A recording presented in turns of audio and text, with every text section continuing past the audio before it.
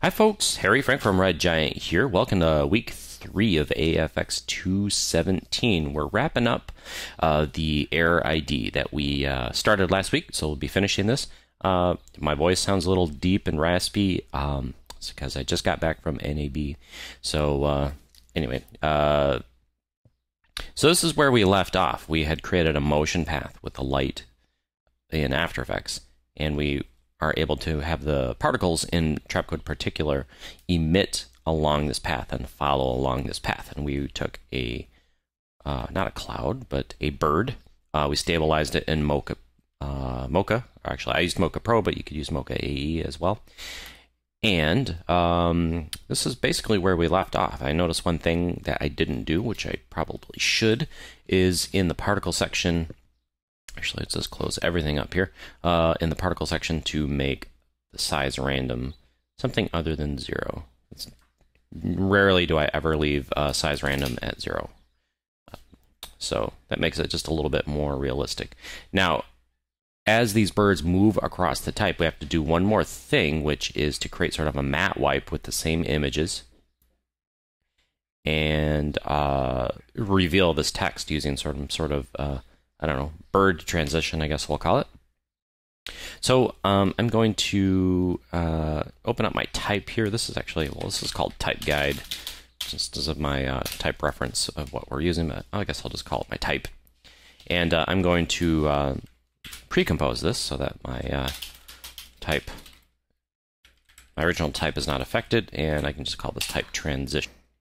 Okay, so let's open up this type transition layer. And what we're going to do is use a simple track map, and we'll emit the particles along the x-axis, or basically just left, right, along the middle there, to act as a transitional element. So let's hide the switches for right now, so we don't need those. And let's make our particle layer particular. Size of the comp. Generally, I make my particular layers black. Trapcode, particular, right there. We need our bird, so let's go into our footage. Just grab our keyed bird, like that. Turn it off. Go into particular.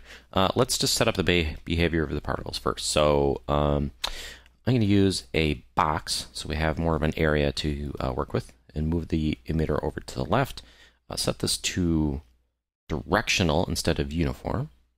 Remember, uniform emits in all directions randomly. So actually, one thing to take note of, let's say I make my emitter size a little bit bigger, so 200.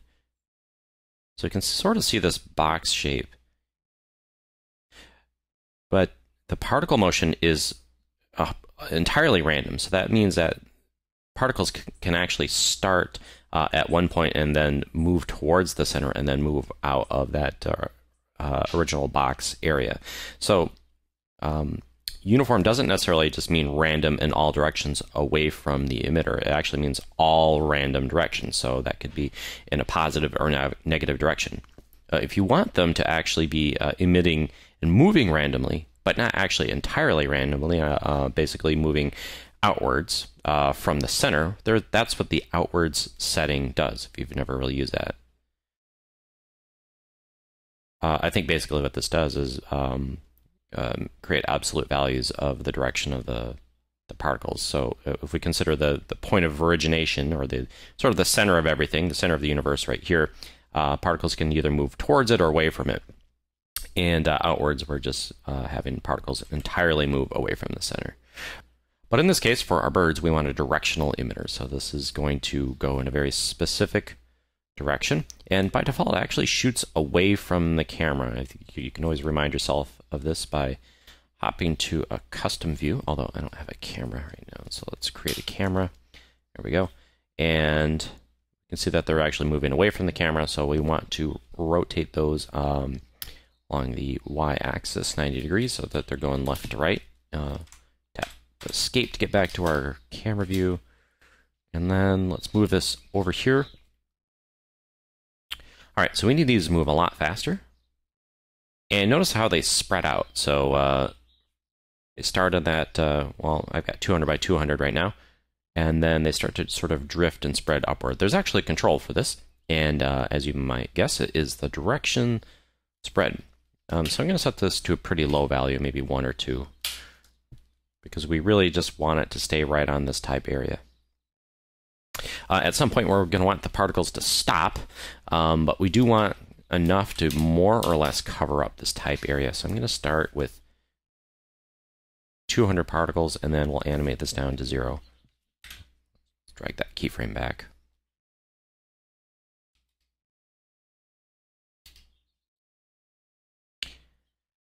Now, it does look like we just kind of have a big group of particles all moving together, almost like I'm just moving this image across the screen. So to add some variety to this, I'm going to, oops, I've got this rotated, so I actually want to use my emitter size X to add a little bit more depth as these things move by. I will add some more velocity randomness to this by turning up the velocity of a random percentage. So we get a little bit more variety. But we also just need a little bit of variation in the motion path here.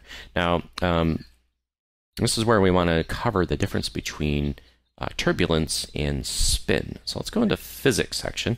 Physics section is basically physical simulations. So things that can be that can affect the particle motion path beyond their original emitter location and velocity randomness and all that.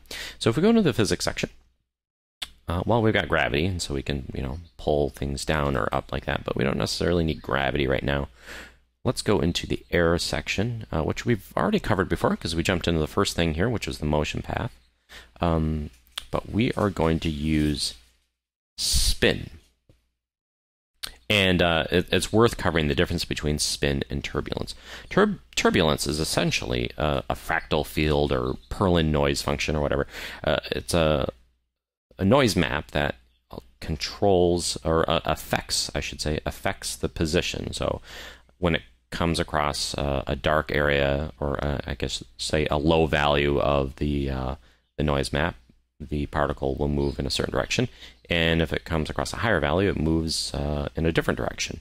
So this turbulence, although we don't actually see it right now, here now we can actually visualize it. Let's have it affect the size, or I'm sorry, affect the position. So we get a little bit of a visualizer here in terms of this noise that is this noise field that is in our scene. But they're kind of going a little crazy. I mean, it's a bit much, but I think a better way to do this is simply to use spin rather than this fractal field turbulence.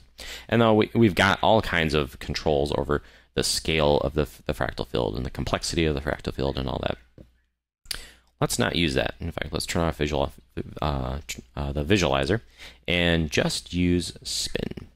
So what spin does is create an up and down motion relative to the motion path that the particle is traveling. So these are all traveling basically along the x-axis.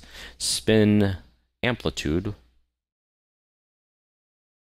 if I turn that up, we'll have these particles sort of oscillate up and down in kind of a sinusoidal motion. Now, this will actually be a lot easier to see if I go into the aux system and turn that on so that these are the particles themselves are emitting particles. So we can kind of see a trail behind them.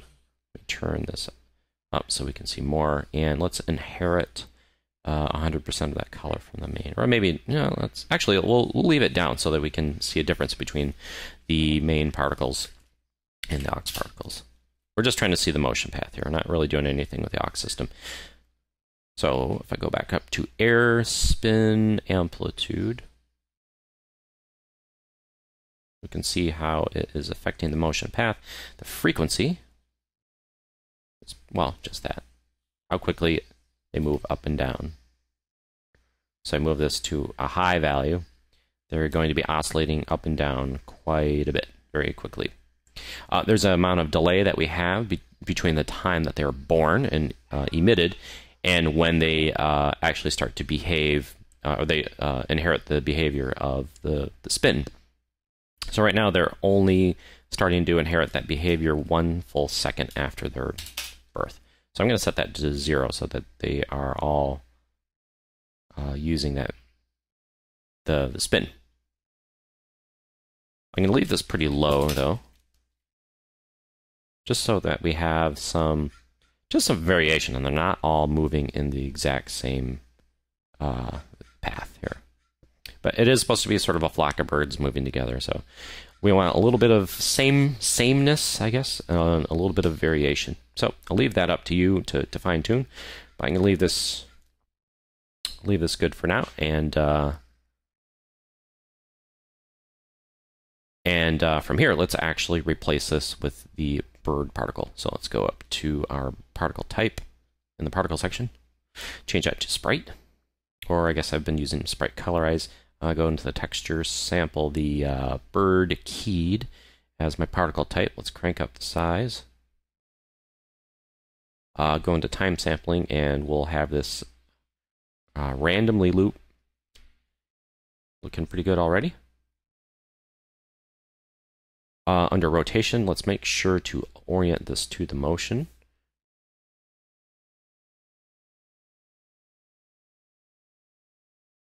And add some size randomness to this.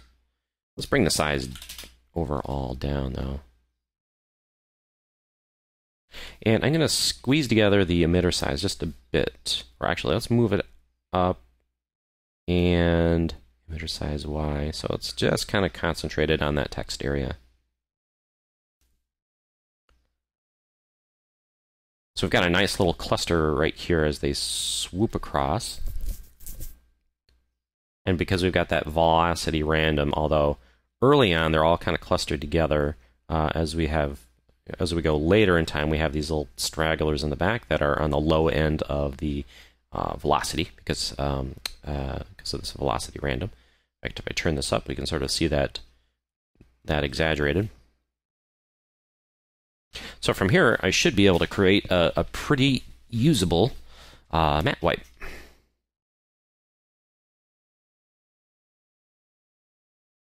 Now, because I'm using a matte, I'm probably going to have to mix in some sort of solid that creates the solid area behind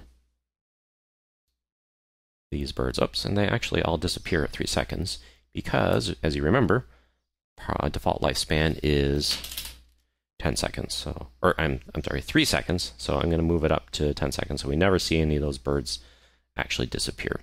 I should probably also turn on motion blur for the layer. There we go.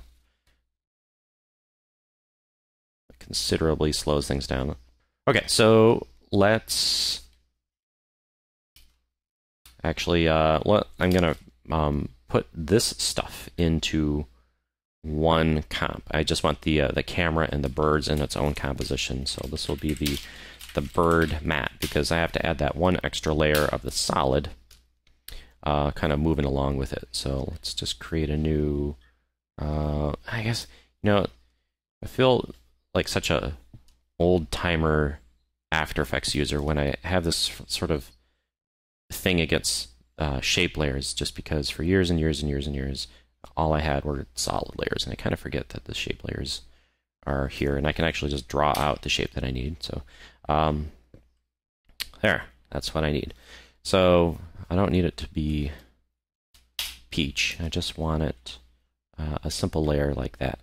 In fact, I probably want it a little wider like that, and we'll feather it out a little bit. I'll just use a transition like this using linear wipe. I always forget which direction.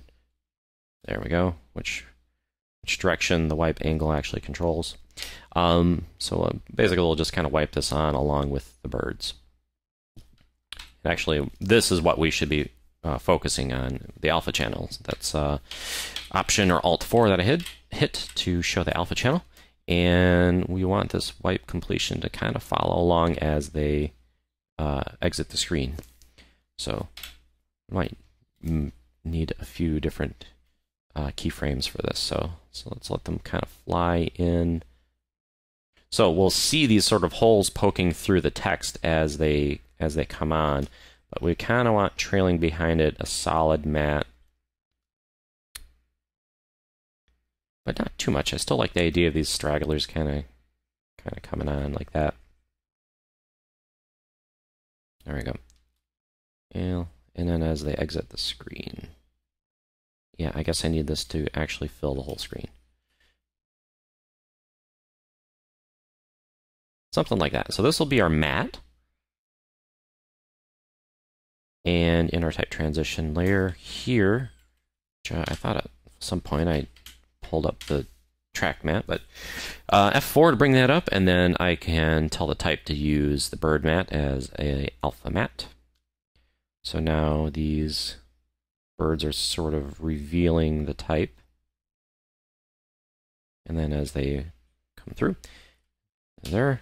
And actually I still want to be able to see the birds. So I'm going to need to duplicate this and have two different versions visible in my comp. So I'm going to have the bird matte, and then let's duplicate this, and we'll call this the bird matte overlay, because I want a version of this without that matte shape. So let's go in here and just delete that. And I might try type transition layer, and drop that in. And actually put this below the type.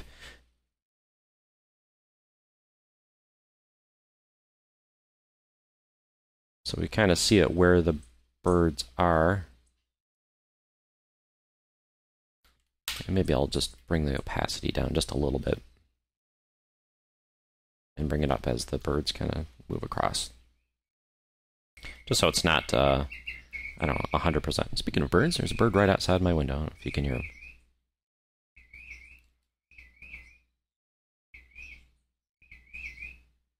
There we go. Nice little bird transition. So this is our type transition. This will be in our comp right here. Let's see how these look together, though. We might actually... Oh, okay, so this type transition, I've made a 3D layer. And because we've got a light in there, that bird is actually going crazy. It's like that scene, famous scene in Three Amigos with the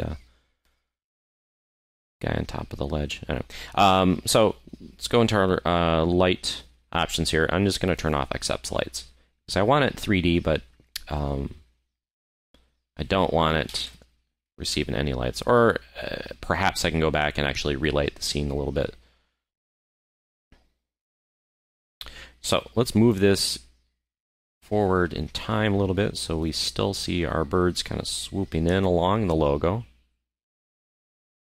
And then behind it we have these birds kind of...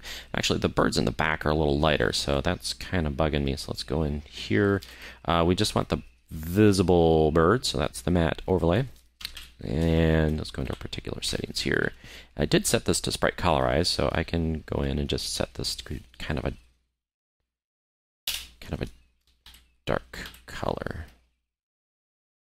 Actually, I guess I do want to make the ones in the background a little bit smaller. So I've got two different layers now. So I've got my matte layer and this overlay layer. So I don't know if that's going to work. We'll see. The birds are in the same position, but the visible birds are actually smaller than the matte birds. And that might work to our benefit. I don't know. We'll see. Let's see how it looks. So let's close all these up. It's my job to teach you. It's your job to experiment and make it look awesome. Actually, I mean, I have this done. Actually, let's go back to the original that I did. You can see the back ones are actually quite a bit smaller. And that actually, I guess let's remember to turn that motion blur back on for the layer, because I think that's going to be a lot more realistic. So let's go into the bird matte, also turn on that. I suppose I probably could have grouped this in a way that I'm not rendering those birds twice. I'm actually pre-compose this and then use that in here, but this will work just fine. But what I was just saying is I actually have my bird matte here without the solid, or This is my bird mat with the solid. I'm rendering the particles here, and in my bird mat overlay, I'm also rendering the particles here, even though they're basically the same settings. And if I change the settings in one, I have to change it in the other. A cleaner way to do this probably would have been to, well, I guess I could have just used the bird mat overlay in here in my bird mat. So let's do this bird mat overlay like that, and turn off this. There. Now I have the same comp using the same settings. I don't know why. That's actually how I did it in my original. I guess I just kind of lost track of what I was talking about. There we go. So there's our birds. So if I want these faster or whatever, I can just change these in one spot in that bird mat overlay. So let's go into the emitter. I think I do want these a little bit faster. Let's push this up to perhaps 500. Hopefully that doesn't lose its connection with that solid shape in the background.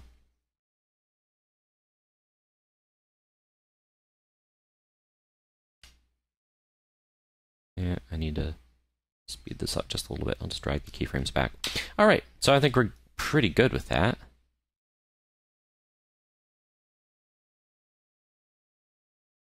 These additional birds kind of flock in and create the transition for the type.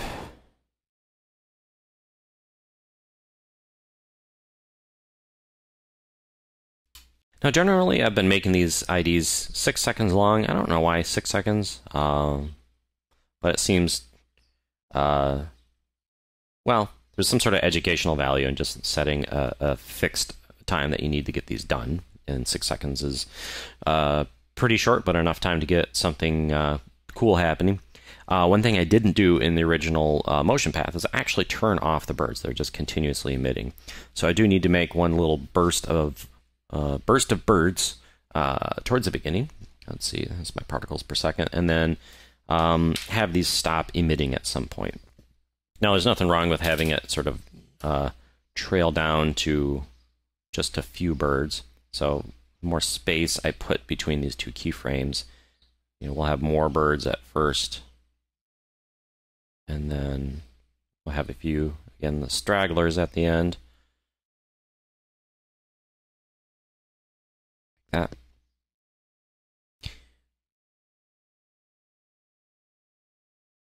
Can add just a little bit more, not a whole lot, but just a touch more velocity so that these start to stray just a little bit from that motion path. There we go. So that's going in front. Then we've got the type transition. Now this is all pretty black and white, so it's time to actually add some color. So these are, as I mentioned last week, a lot of images that I've gotten from the U.S. Fish and Wildlife digital library, but they should be included with your download in my Photoshop documents here. Where's my clouds? Ah, there it is, clouds 4. Oh, it's in my movies. Sorry. There we go. So these are just 3 different layers that I cut apart in Photoshop from some images that some public domain images that I got, and I've colorized them. Nothing tremendously hard about that, so I don't think it's worth really going through how to do Photoshop work. But what I've done is set up a comp that has these sort of staggered in 3D space. I've done a little bit of animation on them with using just position keyframes, and then kind of a tried and true trick. I mean, this isn't anything new, but using turbulent displace, just like I did on the cloud particle. Just using turbulent displacement. Mount is 50, size is fairly arbitrary. Let's set that to a number that's a little more even, like 35. And then I have an expression on here, time times 20, so that the evolution is continuously moving. So there's a little bit of variation on the cloud, like it's a time-lapse footage. But the cool thing about this is that it's still a 3D layer, and as we move our camera, that doesn't exist. As we move our camera in, we have this sort of 3D parallax. So this is actually called Clouds 4 because I did a number of variations on this. Well, let's just call this Clouds. Okay, so let's just right-click down here in our blank space and say reveal that in our comp so we can drop this into our main composition here. Now, I need to make sure that I put this in the right spot. We've got a couple 2D layers in here that are going to break the rendering engine of After Effects. So even if I place this up here and position it correctly in 3D space, so if I make this a 3D layer, turn off accepts lights, and then move this backwards, it's never going to position behind the mountain because it is the 3D rendering order is being broken by the 2D layer right here, the form clouds. In fact, if I turn that off, you'll see that the render engine kicks back in. So I just need to make sure to put this behind that, or at least behind the 2D layer. And then now I can sort of scale this up. In fact, what I'm going to do is click on Collapse Transformations. So this actually retains its 3D positions of the individual layers. And let's scale this up a little bit. In fact, I can unchain this and scale Z independently. And let's just position these in the right spot so that we get some nice 3D motion. You can kind of see some of my Photoshop work right here, which hopefully will cover up by dropping a background in there or some background color.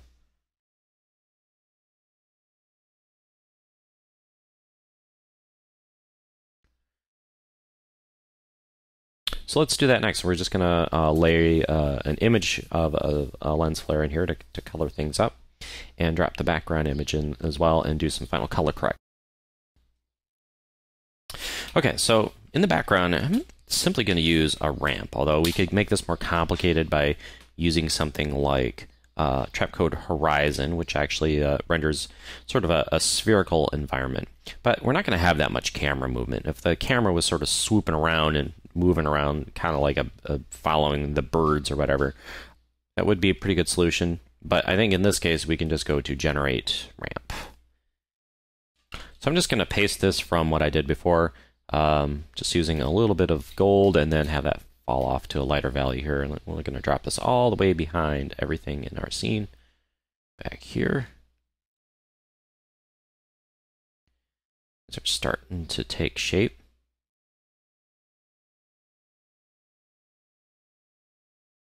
And in my version, I'm going to have to check on this, but I don't know if I'm seeing a bug or something like that. The first couple birds do not seem to be orienting to the path correctly, and I think I've seen this before. And if you're seeing it, perhaps let me know in the forums. I think I've solved this before by starting from a very low value of almost, well, basically 0, and just not having particles emit on that very first frame. But something about the orientation of the first particle emitting on the first frame and orienting along the path makes it behave kind of funny. So anyway, let's turn that back off, and now I'm starting to kind of get bugged by the color of these birds. They're not really inheriting the color of the environment. Now, actually, that brings us to a good point. In the shading section, there is environmental reflections that we can use. So if I turn on shading, this is going to have it inherit the color of the lights, which perhaps we want or we don't want, but I don't necessarily want the light shading, but I can try using the reflection map. So pulling the color from the clouds to inherit that color. I can turn up the reflection strength so that those are inheriting that color. So let's just turn this off and then back on, so you can see the reflection map taking control here, which I think works pretty well.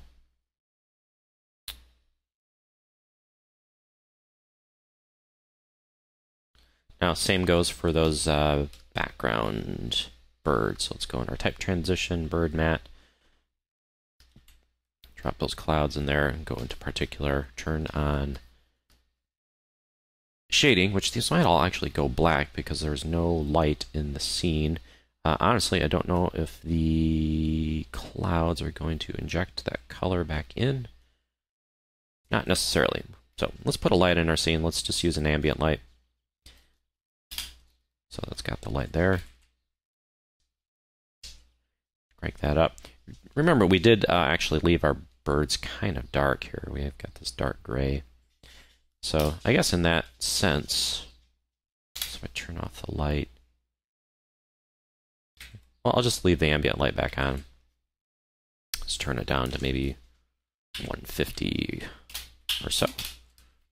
And let's go back to our bird lesson here.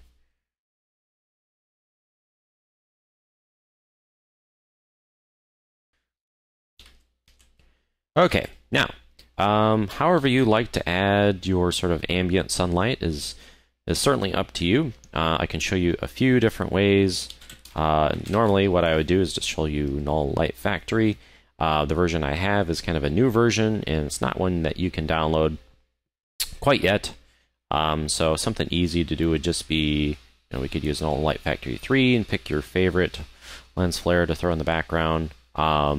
Or use your favorite lens flare plugin that works in 3D as well.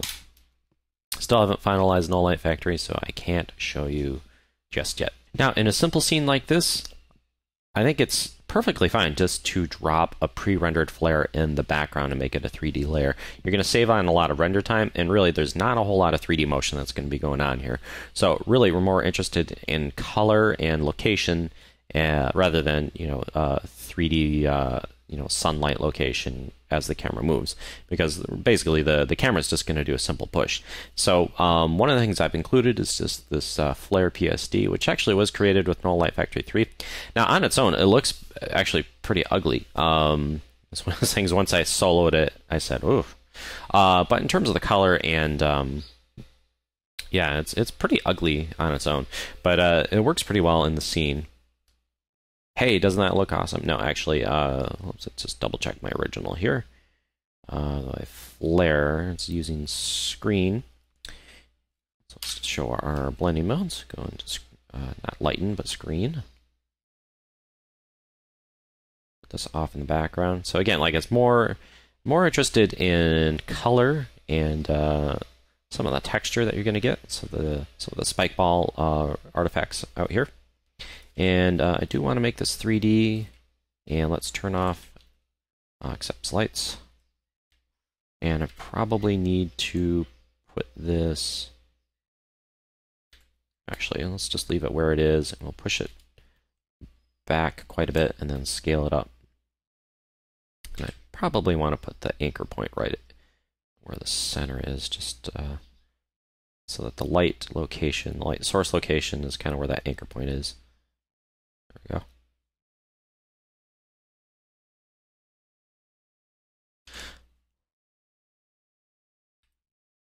Let's move in and out. So we want to make sure to not crop the lens flare. I guess that's one downside of using an image. Let's scale it up. In fact, I could probably make this type layer a little bit smaller. Ideally, in your design document, you would have all these positions very specifically spelled out in terms of where they're supposed to go. But I'm just kind of doing a run and gun here. So we've got our birds that swoop in. We have our matte layer that comes in. And we have our type layer remaining. So the last thing I want to do is just do a little bit of color correction, just to punch it up a little bit. So I'm going to use Magic Bullet Looks for this. Now, if you consider this more of a filmmaker tool or a videographer tool, I would really take a look at it as a motion designer tool, because a big chunk of what motion designers do is work with color. I mean, that's we have layout and we have motion, we have all these different things of texture and symmetry and all these things, but color is a huge chunk of what motion designers do, and controlling color is very easy with Magic Bullet Looks.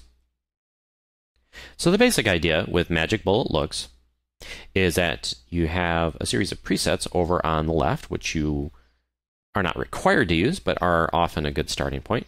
Actually, this interface is designed to be used at slightly higher of a resolution than 1280 by 720.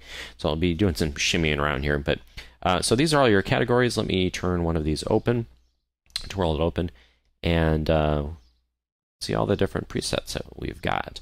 Now, all the presets are chained together, or use a chain of tools that you can see down here at the bottom. And you can see that they're kind of divided up. And so we have things that might relate to the subject of what you're shooting, or perhaps there's some sort of matte box tool, such as like a light flex filter or diffusion filter, that kind of stuff. We have lens effects that relate specifically to the lens, like swing tilt filters, lens distortion, haze and flare, that kind of thing, edge softness, chromatic aberration, camera effects such as shutter streaks or negative bleach bypass. So generally, my workflow is to start with some sort of preset that gets me in the direction I'm going. Now, obviously, just slapping random filters on something in hopes to get it look better is definitely not a way to go. I mean, I really should be visualizing what I want to do before I start throwing filters on this. So I think I just want a little bit of diffusion, a little bit of warmth, and perhaps just a touch of contrast to get some of these things to stand out from each other. So something that looks a little bit warm might be a good, let's go into our presets towards the top here, which are the diffusion and light presets. So I can use a, let's see.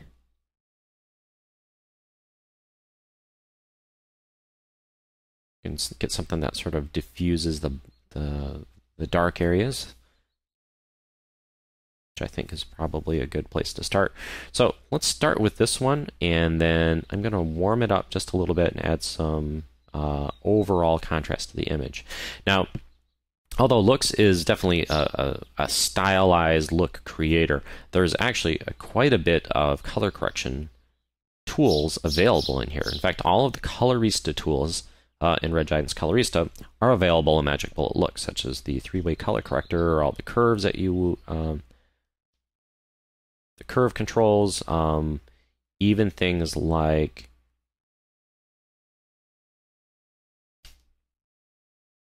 scooch this over so I can show you. Things like Cosmo, which is a skin softener, or Pop, which is a sort of an edge contrast. So let's use Pop like that to bring out some of the detail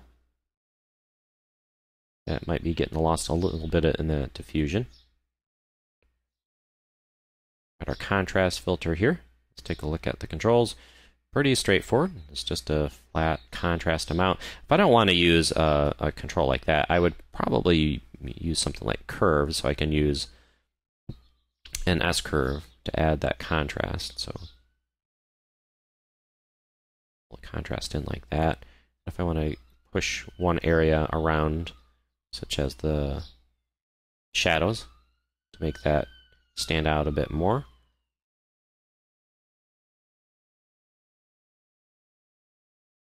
Let's go back to that diffusion, check that out. Right here. So we've got a color control on it, how much overall diffusion we're seeing, that kind of thing. It's a great tool to play with, and as a motion designer, I highly recommend you check it out. Now, one cool thing, when you're using it on an adjustment layer like I've done here, you can actually just dial back the effect if it's turning out too harsh. So I'm going to set this at about 65.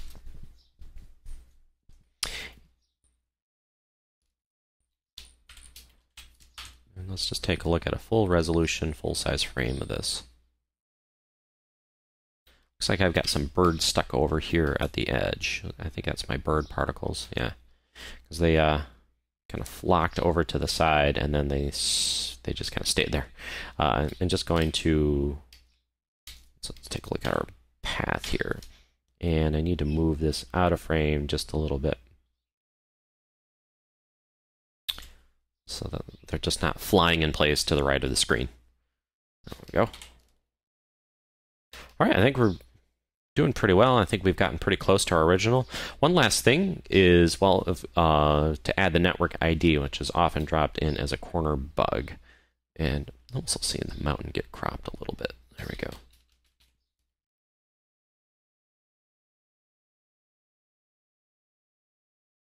So let's find the network ID, which is right here. This is going to go in the lower left. And let's scale this down. 33%. And what we can actually do is recycle one of those matte wipes that we did for the birds. So let's zoom that in and go into our comps here, bird matte. This is the one with the actual matte wipe itself. So let's scale that down.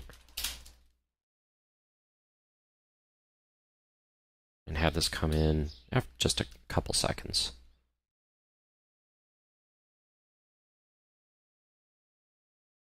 So we'll be able to recycle this and have our network ID kind of transition in with the same style as the rest of the ID, which I think is a cool way to do it.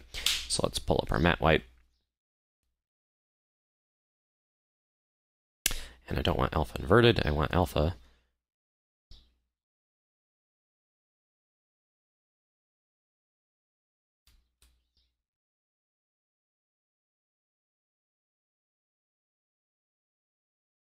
So there. So although we're not seeing any birds, I mean, we could add birds if we want, but I don't think it's necessary. We're just going to have a sort of matte wipe kind of come on.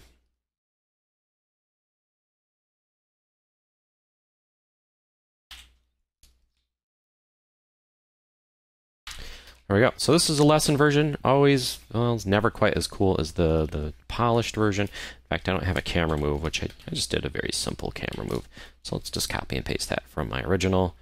It's just a Z depth, or not Z depth, but just it's just moving in the Z, moving in Z space.